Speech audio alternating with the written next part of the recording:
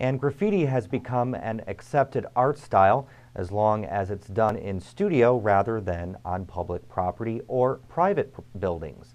But as WTIU's Kylie Works reports, for some, the possibility of getting caught is part of the thrill and one of the main reasons graffiti artists keep to the streets.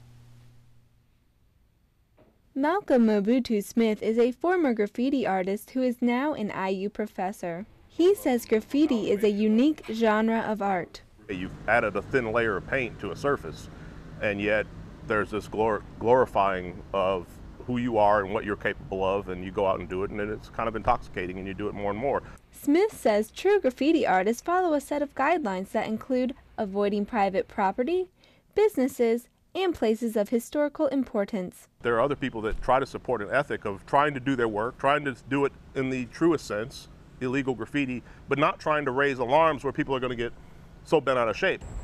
Graffiti artists may look at a piece and notice color, shape, and meaning, but not everyone sees this graffiti as art. In the past year, Bloomington developed a graffiti removal program as well as a smartphone app where people can report graffiti and take pictures of vandalism.